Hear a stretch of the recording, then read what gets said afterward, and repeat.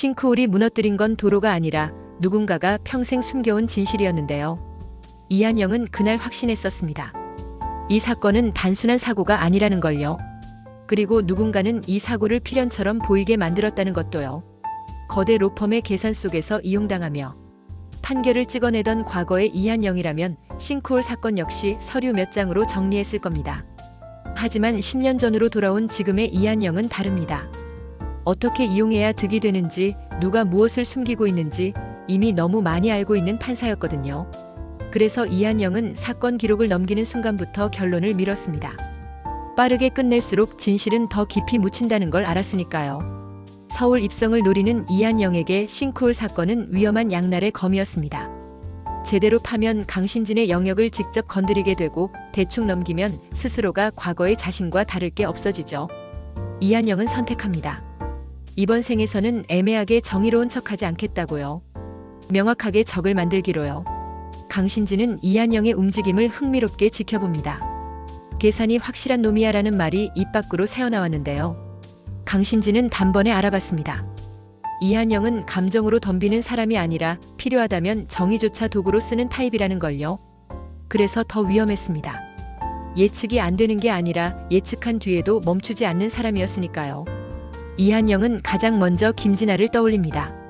김진아는 싱크홀 사건의 검찰 측 실무를 맡게 될 가능성이 높았고 아직 강신진의 라인에 완전히 묶이지 않은 인물이었죠. 이한영은 김진아에게 모든 걸 털어놓지 않습니다. 대신 일부만 보여줍니다. 사고가 아닌 구조적 문제, 그리고 그 구조 위에 얹힌 판결과 행정의 흔적들. 김진아는 혼란스러워합니다.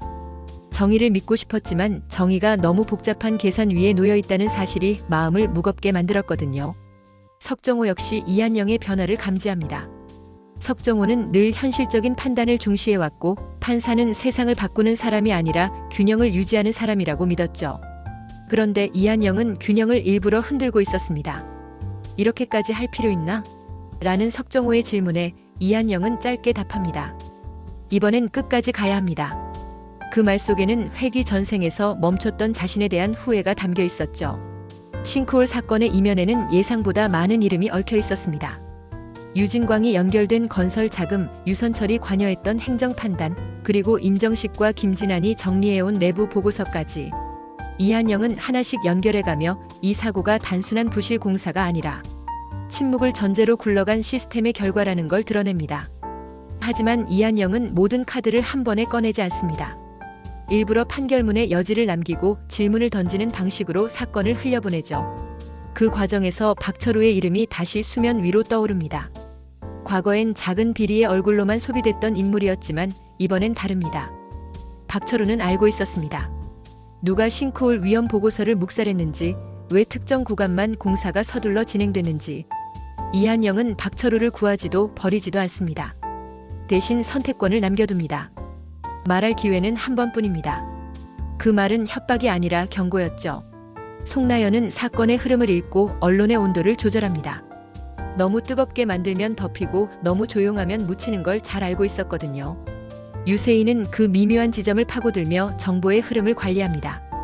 이한영은 직접 나서지 않지만 이 둘의 움직임이 자연스럽게 같은 방향으로 흐르도록 계산해둡니다. 누군가는 이걸 조종이라고 부를 수 있겠지만 이한영에게는 생존 전략이었습니다. 강신진은 점점 불편해집니다. 싱크홀 사건 하나가 이렇게까지 번질 줄은 몰랐거든요. 그래서 김윤혁과 장태식을 통해 압박을 시작합니다.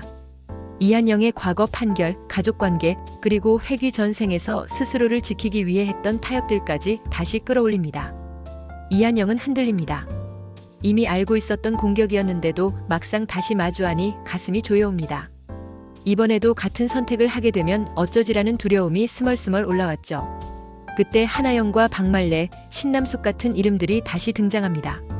평범한 시민으로 보였던 이들이지만 싱크홀 이전부터 이상한 낌새를 느꼈던 사람들이었습니다. 작은 증언 하나, 기억 하나가 퍼즐의 핵심이 될 수 있다는 걸 이한영은 알고 있었습니다. 특히 이동석과 장용현이 과거에 처리했던 판결 기록은 강신진이 넘지 말아야 할 선을 이미 한 번 넘었다는 증거가 될 수 있었죠. 이한영은 스스로에게 묻습니다. 나는 지금 정의를 하는 건가, 아니면 복수를 하고 있는 건가? 그 질문은 김진아의 눈빛, 석정호의 침묵 앞에서 더 무거워집니다. 하지만 이한영은 결론을 내립니다. 정의와 복수가 완전히 분리될 수 없다면 최소한 결과만큼은 세상을 덜 망가뜨리는 쪽으로 가겠다고요. 이야기는 강신진이 직접 움직이기 시작하는 지점에서 또 한 번 고조됩니다. 싱크홀 사건의 책임을 하급선에서 끊어내려는 시도, 그리고 그 과정에서 드러날 뻔한 진실을 다시 덮으려는 움직임. 하지만 이한영은 이미 다음 수를 준비해 두었습니다. 아직 공개되지 않은 판결문 한 줄, 아직 봉인된 기록 하나가 남아 있었거든요. 모든 진실은 아직 밝혀지지 않았고 이한영 역시 마지막 심판을 미뤄둔 상태입니다. 다만 분명한 건 하나였습니다. 이번 생에 이한영은 더 이상 이용당하는 판사가 아니라 이용할 줄 아는 판사였다는 것. 그리고 그 계산의 끝에는 부패한 권력을 향한 진짜 심판이 기다리고 있었습니다.